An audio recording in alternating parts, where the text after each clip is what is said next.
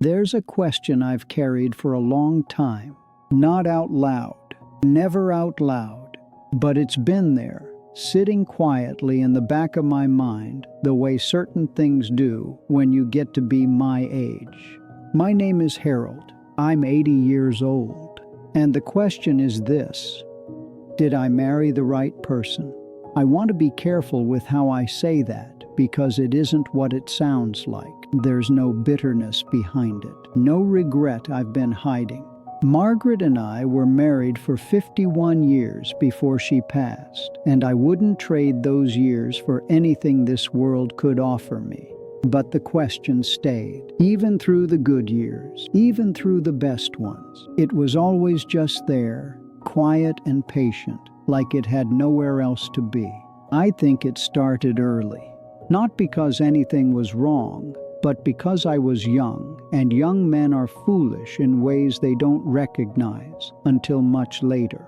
When I met Margaret, I was 26 years old, working at a printing company, living in a one-room apartment that had a window overlooking a parking lot. She came in with her sister one afternoon to pick up some flyers for a church event. She had this way of talking to people, very direct, very warm, like she had already decided she liked you before you'd said a single word. I asked her to have coffee with me before she'd even reached the door. She said yes without hesitating, which surprised me then, and honestly still surprises me now when I think about it. We were married 14 months later, and I loved her genuinely and fully, in the way that a young man loves when he doesn't yet know how much harder and deeper love can become over time. But somewhere in those early years, in the quiet spaces between ordinary days, I started to wonder, not about her, about the question itself, about whether anyone could ever really know something like that with certainty. Whether the whole idea of the right person was something we invented to make the choosing feel more meaningful than it actually was. I never said any of this to Margaret. I want to make that clear. It wasn't the kind of thought that belonged in a conversation. It was more like a philosophical itch I couldn't quite reach. And life has a way of keeping you too busy to scratch it for very long. We had 2 children. We moved 3 times. We had the kinds of years that are too full to examine while you're living through them. The school runs, the money worries, the Sunday dinners, the slow building of a life that neither of us had a blueprint for. There was a stretch in our late 30s, maybe 5 or 6 years in length, that I think back on as the hardest, not because anything dramatic happened, no great crisis, no betrayal, no defining moment, just a long gray period where Margaret and I seemed to exist alongside each other more than with each other. We were polite, we were functional, we cared for the children well, and we kept the house, and we said the right things at the right times.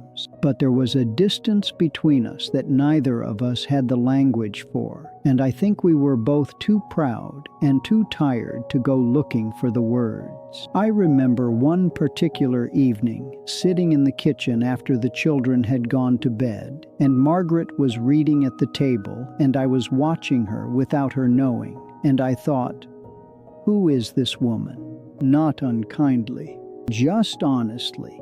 She had become someone I knew completely, and somehow didn't know at all at the same time.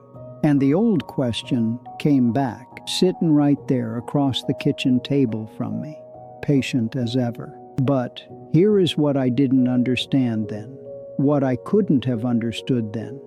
That particular feeling, that strange mixture of closeness and distance, that sense of looking at someone familiar and seeing a kind of mystery you can't fully explain. That wasn't a sign that something had gone wrong. It was just what a long marriage actually feels like from the inside. Nobody tells you that. Nobody warns you that the person you chose will keep becoming someone slightly new, and that you will keep becoming someone slightly new and that staying together doesn't mean staying the same. We came back to each other, slowly, the way seasons change. You don't see it happening, and then one day you notice that everything looks different. The children got older and needed us less in the practical ways, and we found each other again in the space that opened up. We started taking walks in the evenings. We started talking again in the way we had at the very beginning. Not about the logistics of the day, but about real things, about what we thought and what we feared and what we still hoped for. I fell in love with her again, and it was a different love than the first time. Heavier, quieter, more honest, more grateful. She was diagnosed in her early 70s. I won't spend much time on that part because it belongs to her more than it belongs to this story. What I will say is that the last few years of her life were, in many ways, the most intimate years we ever shared. All the noise had gone. All the things we'd spent decades worrying about had either resolved themselves or simply stopped mattering. It was just the two of us, and the time we had, and the particular quality of attention that comes when you know the time is finite.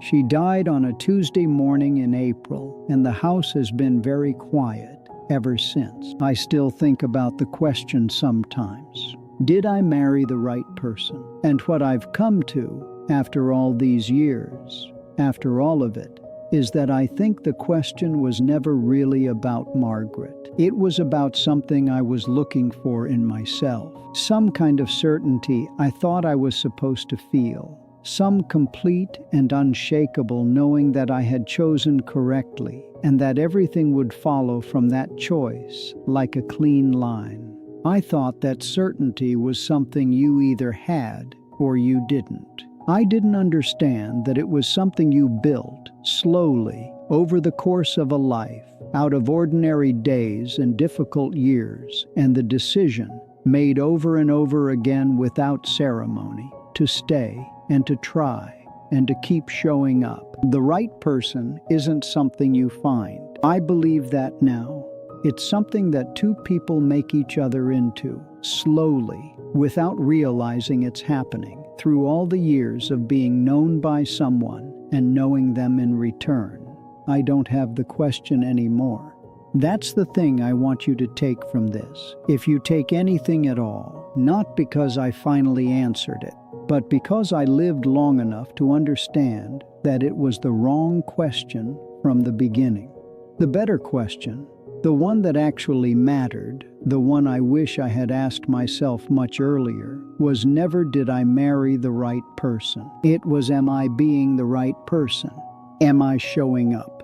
Am I paying attention? Am I still choosing this today, even when it's hard? That's the whole of it, really. Everything else is just time passing.